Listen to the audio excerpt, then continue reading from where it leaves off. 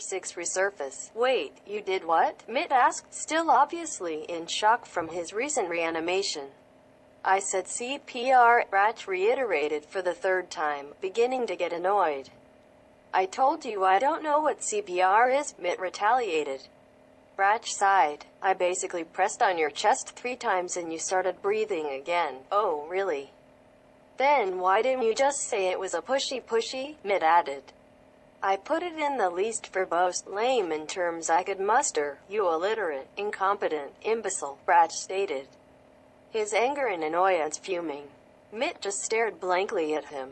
I understood like 2 words in that sentence, man. Bratch sighed heavily again. Look, you're a very special boy, and just as Bratch began he was interrupted. Sir, I forgot to tell you. Justin, the lanky janitor, said, his voice trailing off as he entered the doorway of the bunker. Why is there a boy with bullet holes in his chest on the table in our shed? Bullet holes? What are you talking about? Mitt added, looking down at his wounds. Where did these come from? With Mitt's final statement, Bratch fell into a trance again. Where do you think these wounds came from? One of the police officers in Brock's childhood home started.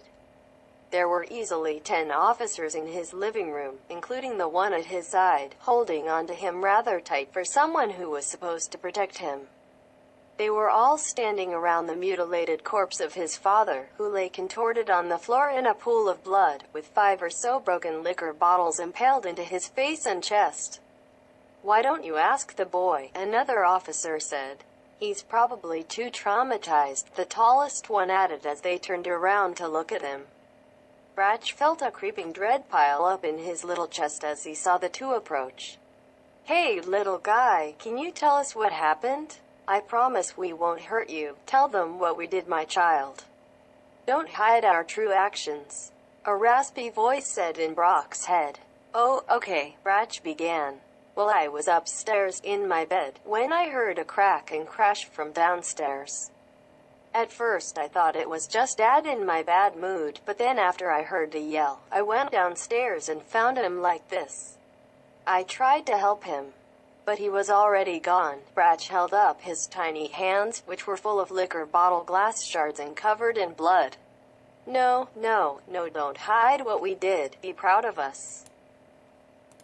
Well, I'm so sorry, little guy. I don't even know how much sadness you could be feeling right now, an officer tried to say in a comforting way. Bratch knew that he, however, couldn't put to words the same emotional burden it took upon someone when they lost a parent.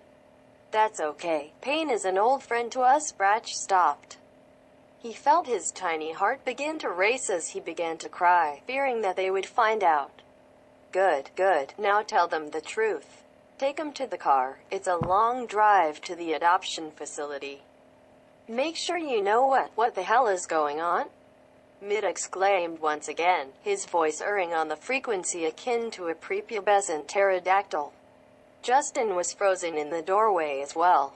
Justin, I want you to listen close. Take this boy and watch over him at your place tonight. I will be around in the morning to clear things up. Bratch stood and pushed the 2 out of the room, shutting the concrete door with a deafening thud. Bratch quickly walked towards his Audi Q5, ignoring the confused cries of Justin and the boy's screeches into the night.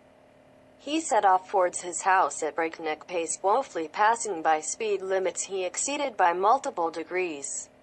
Bratch arrived at his house and ran inside, shutting the door quickly, as if to shut an invisible follower from his home. Bratch grabbed a box of Coors Light from his fridge and sat down on the couch, slowly making his way through the alcohol 1 bottle at a time to escape his reality. For years he had tried to turn his life around after the murder, but today of all days, every bit of guilt in his conscience was resurfacing. He had made it through high school with exemplary grades. He worked in the community through multiple charities as well as maintaining a high rigor of sciences and mathematics. In college, Bratch had attended MIT and graduated top of his engineering class. For his years in life he had worked to better himself and put behind his past, however. It was all to no avail if he was haunted by his past actions. Bratch turned on his TV. It was on a major news channel. However, just as he was about to switch to the War History Channel, he stopped. Bratch Rick Sr., a retired war hero and CEO of Titanium Mechanics, was murdered on this day, 20 years ago. Bratch Rick was the sponsor for multiple charities and worked with outreach programs to spread access to clean water around the globe. It seems only fitting that on the anniversary of this event, that new evidence into the case be revealed. Just yesterday, the family living in the house Rick previously resided in found underneath the old floorboards a broken bottle with old blood on it. She immediately reported it to the police. And after a day, it was found through DNA testing that the murderer of Bratch Rick was his son, Bratch Rick Jr., who would have been 7 at the time of the murder. Police are investigating. Bratch shut off the TV. No, this was impossible. How could they trace him? Bratch told himself to calm down, just as he heard creaking from behind him. He turned to see a figure shrouded in darkness, standing in his living room. "Old demons, I presume," a distorted female voice called out. "Who are you?" Bratch began, reaching for the gun he kept under his sofa. "Just your boss, Mr. Rick, who is very disappointed in your performance today, and now 20 years ago."